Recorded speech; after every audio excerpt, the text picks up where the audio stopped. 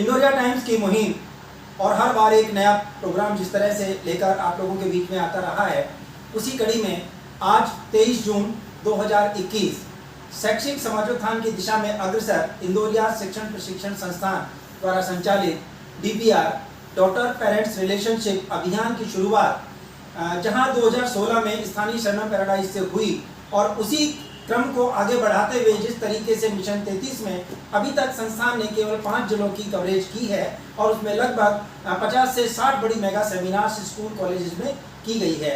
संस्थान का उद्देश्य ये रहा है कि जब बेटे की तरह बेटी भी मुट्ठी बांध के पैदा होती है, फिर आखिर समाज में उन दोनों के प्रति पक्षपात का वातावरण क्यों तैयार किया जाता है, क्यों नहीं दोनों को बराबर पंख मिल पाते ताकि दोनों आसमान की उड़ान तय कर सके। इसी संदर्भ में आज हमारे साथ मौजूद है IFWJ Indian federation working journalist Rajasthan से जुड़े हुए पदाधिकारी हमारे साथ मौजूद हैं। कोटपुतली इकाई से जुड़े हुए IFWJ अध्यक्ष एडवोकेट पुरुषोत्तम जी भारद्वाज हमारे साथ मौजूद हैं। पुरुषोत्तम जी, आपका स्टूडियो में बहुत बहुत स्वागत है, अभिनंदन है। तो इकाई के महासचिव के रूप में हमारे सात मौजूद हैं एडवोकेट शिव कुमार जी बंसल, आप दोनों हमारे साथ मौजूद हैं। मैं ये चाहूँगा कि जहां अनवरत रूप से 2016 से और आज 5वीं वर्षगांठ है इस प्रोग्राम की, बीच में कोविड को लेकर के कार्यक्रम नहीं हो पाया और आज जैसे ही माहौल कुछ नॉर्मल हुआ तो संस्थान ने अपने इस क्रम को वापस से बनाए रखने का प्रयास किया है। मैं पुरुषोत्तम जी आपसे जानना चाहूँगा कि संस्थान द्वारा जो DPR नाम से डॉटर पेरेंट्स रिलेशनशिप की शुरुआत की है, इसकी आवश्यकता क्या है? डॉटर और पेरेंट्स के बीच में रिलेशन किस तरह के होने चाहिए? देखिए डॉक्टर साहब, जो आपकी संस्थान ने जो ये मुहिम चलाई है वो काबिल तारीफ है। हम इसका तहे दिल से आपका शुक्रिया अदा करते हैं। आशा करते हैं कि निरंतर आगे भी ऐसा चलता रहेगा। मेरे विचार से ये जो बालक और बालिकाओं में जो अंतर देखा जाता है उसके 2-3 कारण होते हैं। ग्रामीण क्षेत्रों में शिक्षा का अभाव होना ये होता है। दूसरा, लोगों की मानसिकता विकृत होती है, इसलिए वो बेटा और बेटी में अंतर समझते हैं। लेकिन आज 21वीं शताब्दी में हम ये मानते हैं कि बेटा और बेटी में कहीं कोई अंतर नहीं है। दोनों को यदि पंख लगा दिए जाएँ तो बेटे से भी ज़्यादा बेटियाँ उड़ान लगती हैं। बहुत बेटियां हैं जो आगे तक बढ़ी हुई, ऐसा कहीं मेरे विचार से दोनों में अंतर नहीं समझना चाहिए। और मैं आशा करता हूँ कि हमारे भारतवर्ष में इस तरह का जो लिंगानुपात है वो आगे से ठीक हो पाएगा। क्यों, हरियाणा में देखें, राजस्थान में देखें और उड़ीसा में देखें, कई जिलों में हमने देखा है, कई प्रांतों में देखा है कि ये बहुत ही लिंगानुपात बहुत कम है। करीब करीब अब तो ये 830 के लगभग भी होने लग गया। तो बहुत ही इसमें जो एक विकृत समस्या आने वाली है उससे हम आशा करते हैं कि रूबरू नहीं हो पाए और ये जो इस तरह का है जो भ्रूण हत्या है नहीं होगा। जी, आपने देखा कि एडवोकेट पुरुषोत्तम भारद्वाज IFWJ इकाई कोटपुतली अध्यक्ष ने बताया कि माना कि कुछ विकृतियां समाज में वर्षों से चली आ रही हैं, उसके अंतर्गत समय के साथ कुछ सुधार भी हुआ है और 21वीं सदी की बात की जाए तो एक बहुत बड़ा परसेंटेज इस समय अवेयरनेस से जुड़ चुका है और वहाँ किसी तरह का कोई पक्षपात बहुत ज़्यादा स्तर पर नहीं देखा जाता है, एक साथ आगे बढ़ने का मौका दिया जा रहा है। मैं शिव कुमार जी आपसे ये जानना चाहूँगा कि संस्थान की जो ये मुहिम है डॉटर पेरेंट्स रिलेशनशिप को लेकर, विशेष आप एडवोकेट भी हैं, तो मैं आपसे ये जानना चाहूँगा कि जिस तरह के क्राइम आज समाज में आते हैं उसमें एक बड़ी बात ये होती है कि जो रिश्ते हैं उनको आज बहुत बड़ा चैलेंज हो चला है। आखिर क्या वजह है कि रिश्ते अपने ही घरों में चैलेंज होते जा रहे हैं? एक तो जिस तरह आज का जो पाश्चात्य संस्कृति का जो प्रभाव है ये हमारे समाज के ऊपर यह बहुत ही गहरा असर छोड़ रहा है। उसके कारण हमारे परिवार के अंदर, रिश्तों के अंदर इस प्रकार की भावनाएं विकसित हो रही हैं कि परिवार अपने बच्चों से ही दूर हो रहे हैं और बच्चियां अपने परिवार से दूर हो रही हैं। आपने जो यह कार्यक्रम चलाया है इसके माध्यम से कई परिवार में इस तरह की जो भावनाएं थी, अलग अलग होने की भावनाएं थी, जो उनकी दूरियां थी, माता पिता की अपने बच्चों से दूरियां थी, वो कम हुई हैं और जिसके कारण उनके जो परिवार जो टूटने के कगार पे था वो कम उनकी संख्या हुई है। और जो इस प्रभाव, पाश्चात्य संस्कृति के प्रभाव में जो परिवार अलग हो गए थे वो अब एक साथ रहकर अपने बच्चों पर पूरा ध्यान दे रहे हैं। बात यहाँ पर निकल कर ये आ रही है कि आखिर एक अच्छी बेटी एक अच्छी बहू साबित क्यों नहीं हो पा रही। वजह संस्थान ने निकाली है कि एक अच्छी बेटी जिसको परवरिश बहुत अच्छे माहौल में की गई है, माँ बाप का नाम रोशन करने के लिए उस बच्ची ने एक दूसरे घर को, एक नई जगह को अपनाने का पूरा प्रयास किया है, कभी यदि कहीं रही तो हमेशा उस परिवार ने उस आने वाली बच्ची को बहू के रूप में ही स्वीकार किया, कभी उसे बेटी के रूप में स्वीकार नहीं किया। आवश्यकता इस बात की थी कि उस बहू को बहू मानते हुए उसके साथ यदि बेटी जैसा व्यवहार किया जाता तो संभवतः वो उस घर को बहुत आसानी से अपनाती, और वो सारी जो दुनिया होती हैं जिसकी वजह से समाज में तनाव पैदा होते हैं, घरेलू हिंसा की शिकार बच्चियां होती हैं, बहुत सारे मुकदमे दर्ज होते हैं, उन सब चीज़ों से बचा जा सकता है। ऐसा नहीं है अच्छी बेटी एक अच्छी बहू साबित नहीं हो पाए। अच्छी बेटी आमतौर पर, निश्चित तौर पर अच्छी बहू साबित होगी, इसमें कोई दो राय नहीं है। लेकिन हो सकता है कि आगे जब दूसरे परिवार में एक बेटी जाती है तो वहाँ का परिवेश, वातावरण कैसा है। जैसे आए दिन हमें देखने को मिलता है कि दहेज के लिए प्रताड़ना करना, इस तरह से यदि ये समस्याएं आती हैं, आए दिन उनको कहना कि आप गाड़ी लाओ, आप इस तरह का दहेज दो, तो मेरे विचार से वो अच्छी बेटी है, वहाँ पर अच्छी बहू साबित नहीं हो पाती। बल्कि हमारे आसपास के क्षेत्र में देखते हैं कई मामले दर्ज इस तरह के दहेज के हुए हैं। कई जो बेटियाँ हैं, अच्छी बेटी हुई है, अच्छे पिता की लाडली थी, वो अपने घर बैठ गई, और इन लोगों ने 498 के मामले दर्ज हुए, गिरफ्तारियाँ हुई। आमतौर पर देखते हैं तो मेरे विचार से ऐसा नहीं है कि अच्छी बेटी तो अच्छी बहू साबित हो सकती है।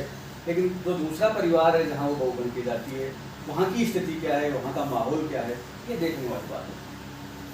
निश्चित रूप से संस्थान जिस चीज़ की पैरवी करता रहा है कि बच्ची की पैदाइश से लेकर उसकी पढ़ाई लिखाई, उसके फ्यूचर को डिसाइड करते हुए पेरेंट्स की बहुत बड़ी भूमिका होती है, तो इसे स्वीकार करना होगा।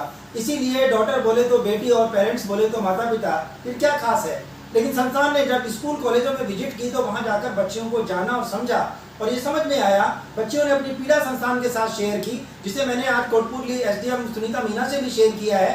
उनके भी अपने विचार रहे हैं कि आखिर वो इस लेवल पर पहुंची हैं तो किस तरह से पहुंची हैं। प्रशासनिक दखल भी आज हमारे साथ हुई है।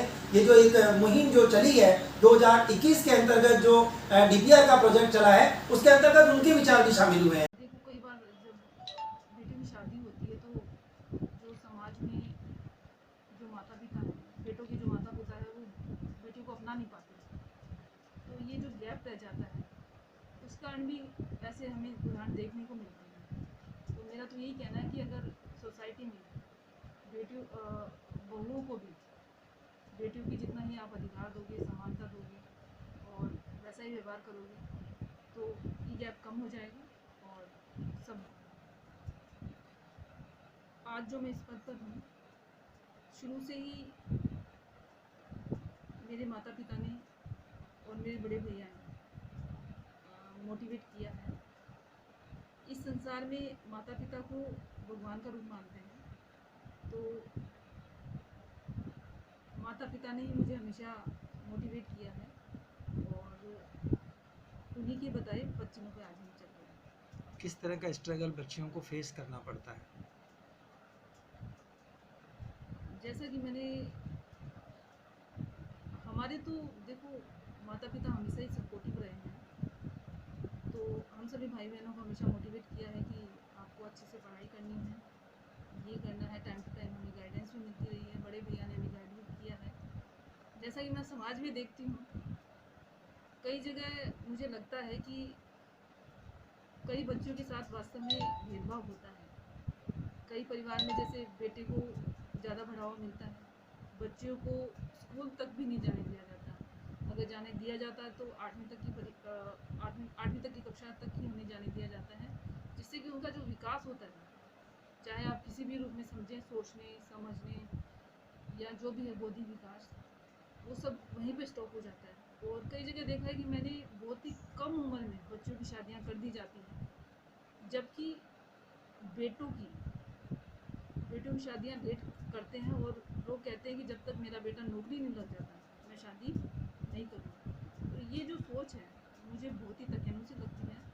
तो मेरे हिसाब से तो समाज में सभी पेरेंट्स को अपने बेटे और बेटियों में भेदभाव नहीं करना चाहिए, उनके साथ समानता का व्यवहार करना चाहिए, क्योंकि बेटियां भी बेटों से भी ज़्यादा अपने माता पिता का ध्यान रख रही हैं। और इसके कई उदाहरण हमें देखने को भी मिलते हैं आजकल के समाज में। मेरे सामने जैसे कई केस आते हैं कि बेटों ने घर से बाहर निकाल दिया, वो हमारी सुरक्षा नहीं कर पा रहे हैं या पेट भी नहीं भर पा रहे हैं, मुझे बहुत शर्म आती है कि जिस बेटों के लिए बेटियों को इतना नेगलेक्ट करते हैं लोग, आज वो ही बेटे उन बूढ़े माँ बाप को 2 वक्त की रोटी भी नहीं दे पाते हैं, जबकि बेटियाँ अपने माँ बाप के साथ हर कदम पर साथ निभाती है और उनका साथ देती है। अपने पत्रकारिता के प्रोफेशन में कई बार ये देखा जाता है कि घटना जो भी घटती है, चाहे वो घरेलू हिंसा की घटना है, फंदे से झूलती हुई युवती की घटना है, या कुछ दुष्कर्म जैसे मामले को पत्रकार या मीडिया कई बार टीआरपी के लिए बड़ी सुर्खियां बना देता है। इस विषय पे आप क्या कहना चाहते हैं? देखिए, पत्रकारिता जो है वो आजकल पीठ पत्रकारिता हो गई है। बहुत कम लोग हैं जो संजीदगी से पत्रकारिता करते हैं। आसपास देखने को मिलता है कि एक जो खबर है उसका दूसरा पहलू काट छाँट करके दिखाते हैं, जिनको हम डिजाइनर पत्रकार कहूँगा मैं। इस तरह के लोग, ऐसे लोग समाज में एक विकृति पैदा करने का काम करते हैं। मैं आशा करता हूँ कि पत्रकारिता एक स्वच्छ पत्रकारिता होनी चाहिए, और एक जो पत्रकार है उसको कम से कम जिस समय वो खबर लिखे या खबर को डिजाइनिंग करे, उस समय उसको केवल पत्रकार रहना चाहिए। वो किसी भी बैकग्राउंड से या किसी भी पार्टी से या किसी भी पूर्वाग्रह से पीड़ित नहीं होना चाहिए। और पाठक जो है, मेरे विचार से पाठक ये समझ जाता है कि जो पत्रकार है उसको न्याय चाहिए या इसमें कुछ और चाहिए। बहुत सुंदर आपने बोला है। शिव कुमार जी, आप भी बताएं, क्योंकि जो आपका प्रोफेशन है, मूल प्रोफेशन आपका एडवोकेसी है, और उसके साथ साथ शौक के साथ साथ एक जुनून के हद तक आपने पत्रकारिता को, राजस्थान पत्रिका से आप जुड़े हुए हैं और IFWJ के महासचिव हैं। आपको क्या लगता है कि पत्रकारिता समाज में किस तरह से समाज को एक अच्छा वातावरण दे सकती है, जबकि आज के दौर में, टीआरपी के दौर में, सोशल मीडिया के दौर में इसको एक बहुत बड़ा खतरे का सामना करना पड़ रहा है? पत्रकारिता समाज को परिवर्तित कर सकती है। पत्रकार अगर नकारात्मक खबरों को कम दिखाकर सकारात्मक खबरों को अधिक दिखाए तो समाज परिवर्तित हो सकता है। जिस प्रकार की हम घटनाएं देखते हैं कि किसी गांव में दूल्हे को घोड़ी पर नहीं बैठने दिया गया, तो अखबार में खबर छपती है कि दूल्हे को घोड़ी पर नहीं बैठने दिया। वह खबर कई दिनों तक उस अखबार के अंदर छपती है, वायरल होती है। और दूसरी खबर दूसरे ही गांव में, और कई गांवों में ऐसी खबरें होती हैं जहां पर लोग आपस में मिलजुल कर यह काम कर रहे हैं, अब आपस की दूरियां मिटा रहे हैं, लेकिन वह खबर अखबारों में नहीं छपती है। जिस कारण वह जो नेगेटिव खबर है, नकारात्मक खबर है, वह समाज के अंदर दूरियां बढ़ाने का काम करती है। अगर उस वैसी नकारात्मक खबरों को हम रोककर केवल सकारात्मक खबरें अधिक मात्रा में दिखाई जाए तो समाज की जो दूरियां हैं, आपस में सामाजिक दूरियां हैं, वो कम होंगी और एक अच्छे सामाजिक वातावरण का निर्माण होगा। आपका धन्यवाद कि आपने बहुत ही नपे-तुले शब्दों में अपनी बात कही। जो लोग इस समय इंदौरिया टाइम से मुखातिब हैं, उन्हें इस बात का एहसास होना चाहिए कि IFWJ इकाई के 2 बड़े पदाधिकारी आज हमारे साथ स्टूडियो में मौजूद हैं, और आपकी बातों का एक संक्षिप्त यदि कोई सार निकाला जाए तो वो ये है कि पीठ पत्रकारिता के अंतर्गत व्यक्ति को हमेशा समाज का ध्यान रखना चाहिए।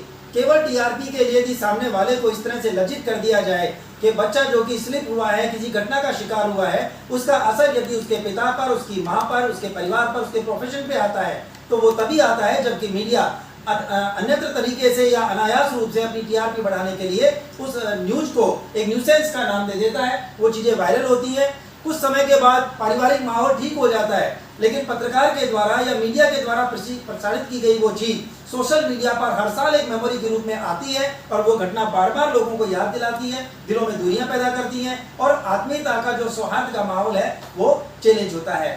आप दोनों का बहुत बहुत धन्यवाद कि आपने समय निकाला, आप आए और आपने समाज से जुड़ी हुई समस्याओं के ऊपर अपने विचार व्यक्त किए। आपका धन्यवाद।